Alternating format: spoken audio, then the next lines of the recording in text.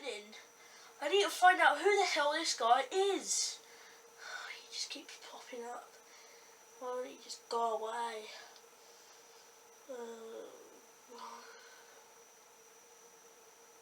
Well, it seems like now it's not Christmas. It's New Year's Day. What a crap day. I hate New Year's. Well, I better try and search him up. And then probably should do a new video.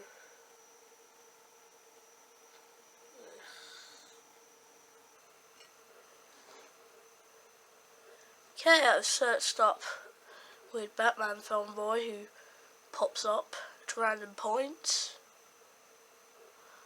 Oh, 10 things you probably didn't know about Batman. Fallout 4 Workshop Guide. 9 huge plot holes in The Dark Knight Rises that totally contradict. Oh god.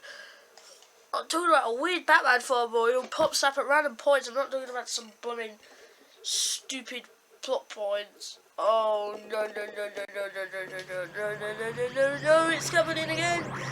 Oh!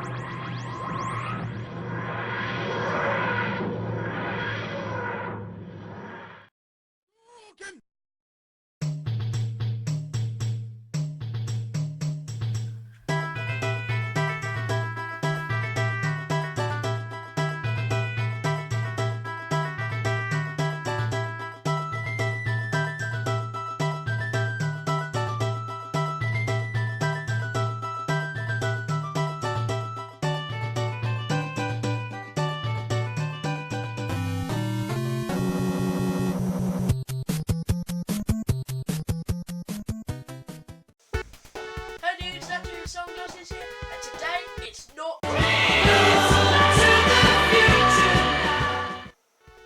meaning that soon I'll have to go back to school and production will be slowed down again. Luckily there is no need to fear because this video is out and about on the internet. Today I'm going to be counting down my top 10 worst video games I played in 2015. Because it's the worst video games I've played in 2015, it doesn't have to be a video game that was released in 2015.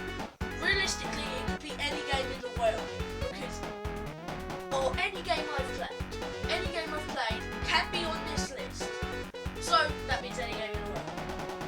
Most games on this list aren't actually particularly bad. They were just the least favourite I played in the year. Keep in mind that this is my opinion, not yours. So if you don't like it, piss off back to Chinatown. Anyway, so without further ado. Let's go!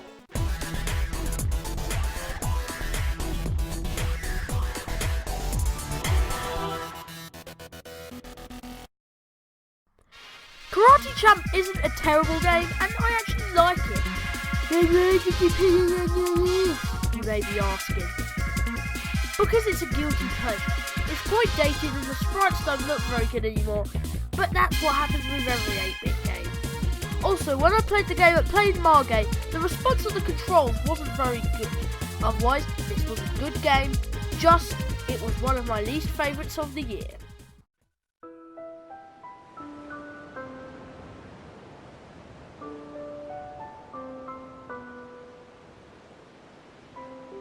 I bought Final Fantasy X and its sequel Final Fantasy X2 for £1 at a car boot sale in June. It was a decision I regretted. I haven't actually started playing Final Fantasy X2, but I have started playing Final Fantasy X1, and let me tell you something, it ain't that special. The graphics aren't very good compared to nowadays, even with AV, not coaxial, which was my problem with Shadow the Hedgehog in last year's video. The game makes me extremely dizzy. Also, it was quite boring, and the little that I did get into the game, did I discover that I wasn't very interested in the story either.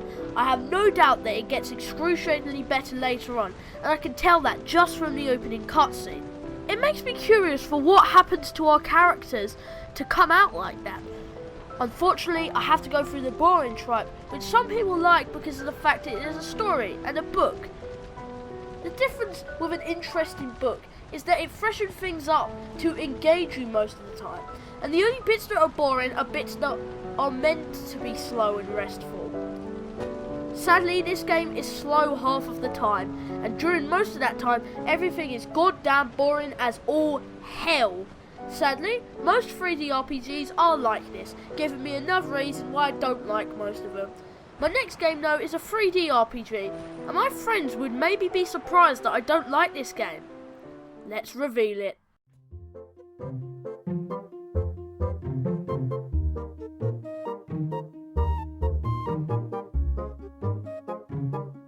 2D Zelda games, and also the Four Swords games, are some of my favourite, if not favourite RPGs of all time. Sadly, the 3D Zelda games are some of my least favourite. In fact, I only like a select slew of 3D RPGs, as I said before. Twilight Princess is a great example of how 3D RPGs aren't as good as the 2D ones. Let's start with some positive things to say. Firstly, the GameCube version of Twilight Princess is superior because of the controls and the fact that it doesn't make the Wii rumble like Michael Buffer, which is a knockout in my ring. Okay, I'll stop it with the boxing puns. Twilight Princess has some beautiful graphics for the time, although sometimes the edges of land don't look very good. However, the game is a bit boring and laborious when the game starts off. It's annoying when you have to do stupid things like trying to catch fish so some stupid ass devilish ugly cat can get back to its owner. Later on, the game gets a lot better, and I'm actually one of the few people who actually like using the wolf technique. The thing that most annoyed me though was at the first part of action. When I reached the first shop in the game, I tried to pay the bird, but it didn't let me, so it tried to kill me and succeeded. I spawned in the village, so I went back to a gate, but I couldn't get over the gate. Suddenly, opponent was all the way on the other side of the gate, meaning that I couldn't continue and had to start the game again. I hated that. I don't not like Twilight Princess. It isn't a bad game at all. I just don't enjoy it.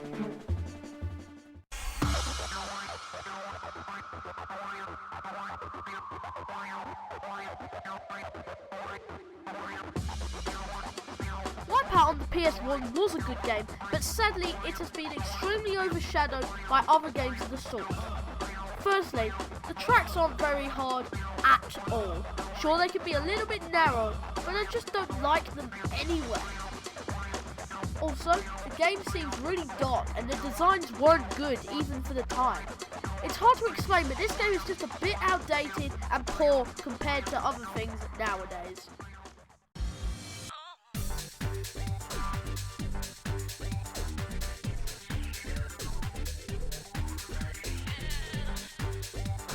Yet again, an RPG that I just can't and just don't enjoy at all.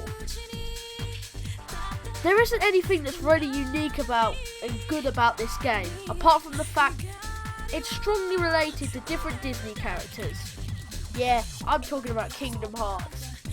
Suddenly I haven't even got to the stage where I can meet Donald Duck and Goofy, or even take part in a battle. I'm going to keep it short. Why the hell should I dedicate time to a game where I spend ages looking around for some crappy materials to make some crappy raft when I could be fighting awesome battles against cool enemies? Kingdom Hearts. Awesome ideas, crap ways to get you engaged.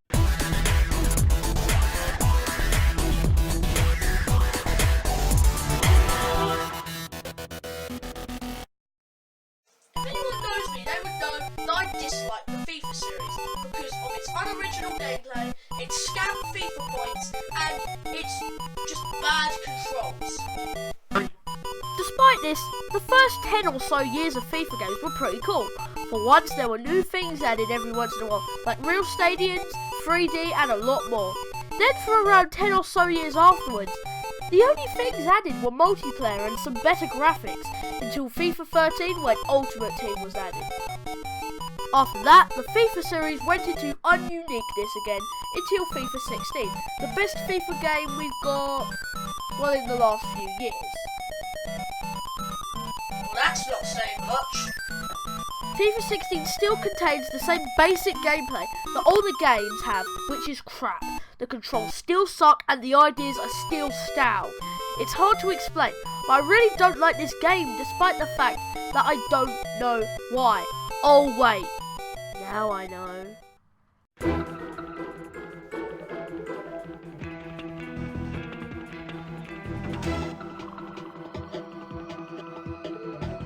I love Rayman. You love Rayman. We all like Rayman. He's a great, cool and unique character with games that are exactly the same things. Well, you know, I've been giving a lot of hate to 3D games in this top 10 and praising the 2D counterparts. Well, I'm going to do it again because you all hate me and want to blow me up with some nukes.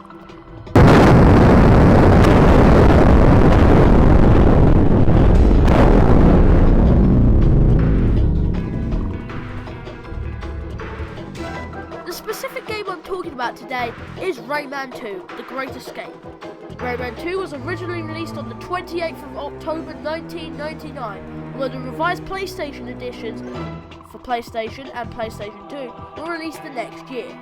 Now, I am talking about the PS2 version, so just tell you. Anyway, the music in this game ain't very impressive at all. It sounds very generic and every track of the music sounds the same.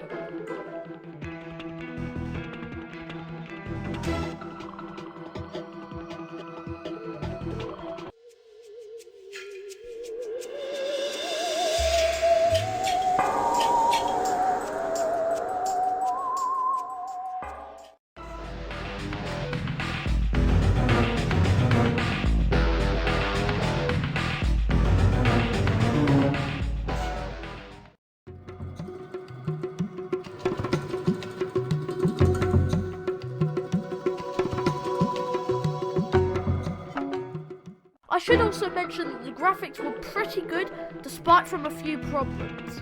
The main issue with me was that the game made me dizzy.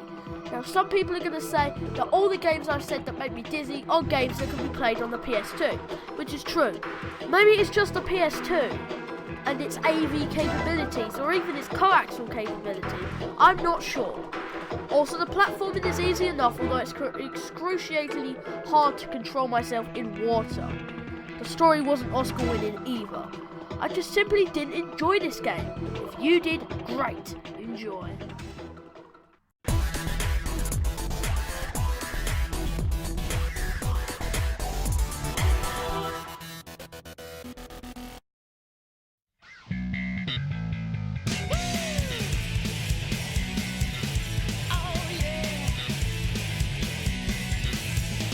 I'm sorry, but I don't like Sonic Adventure 2. Deal with it.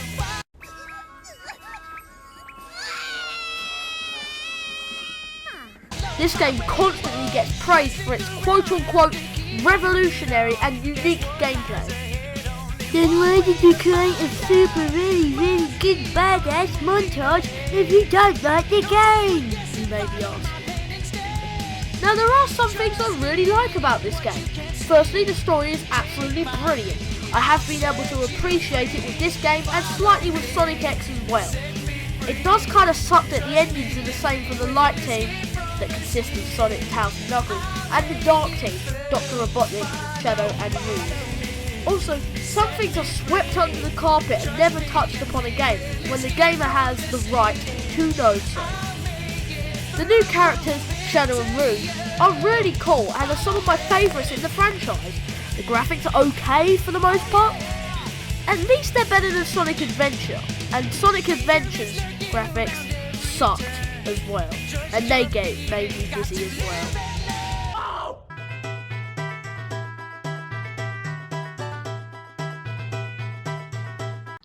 Welcome back. I hope you got something to eat, because we ain't got that much long left, but it's still probably about another 5 minutes, so maybe you want to do that right now. Anyway, let's continue with the positive things of Sonic Adventure 2. The music is pretty sweet, but gets a little repetitive and similar later on. Finally, Sonic and Shadow stages are pretty awesome. They are fun, fast-paced and quite enjoyable, although in sections where platforming is involved, the stages fall pretty fat on their faces because of how terrible the homing and targeting attacks are. Now let's put this game on full blast and explain this crap. The Tails and Eggman stages sound absolutely great on paper because of their similarities to on-rail shooters, one of my favourite arcade genres, linear reality. You have to destroy multiple enemies in a vehicle that looks like a miniature version of the AT-AT to rack up more points so you can advance the story. Sadly, because of the terrible homing and target attack, it's very hard to do that. Also, the AT-AT, that's just what I'm going to call it right now, doesn't control very well and is very stiff and hard to control. Finally, we have the Rouge and Knuckles stages. Some of these levels are unnecessarily massive, which is a bad thing because the stages involve you to collect certain treasures. Also, you're penalised for using hints, which lowers your score. I think it's just worth it to use the hints, because if you don't use them, it will take ages to find the treasures, which will also not bump up your score. There is also a hot and cold meter, which indicates how close or how far away you are from the treasures. However, it only works on one treasure at a time. This will also decrease your score because you'll be missing out other treasures that you could have always got in the first place. I also think that the levels are quite cryptic and annoying too. One of the other big problems with Sonic Adventure 2 is the fact that there are now only 2 campaigns instead of the 6 that were originally present in the original game. The even stupider thing about this is that these 2 teams have nearly the exact same story, apart from different perspectives, whereas in Sonic Adventure, the campaign was nearly completely different from each character. That's all I have to really say about this game. Now, it is better than Sonic Adventure, but that's not saying that. That's like saying that one crap is better than the previous crap. In the end, it's still crap. At least Sega learned from their mistakes in creating Sonic Heroes 2 years later. Or was it the other way round?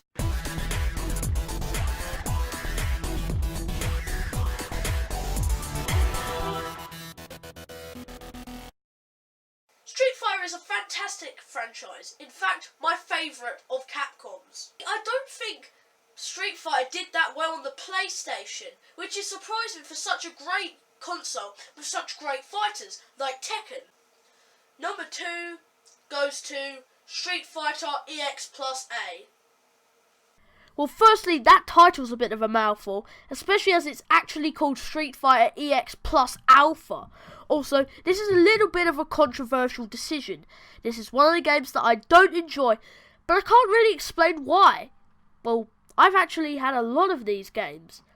I should mention that the game is a 3D fighter in the style of Virtual Fighter, originally released in 1993. It's not very traditional to the original Street Fighter games, which isn't particularly a bad thing, but it's something that I don't really like. The reason I didn't like it originally is because the game was already kicking my ass after the first round of the first match. I played it as 5 different characters, and it was still the same. I don't know. I really don't like this game, but I have no reason why. Just play the normal Street Fighter Alpha games.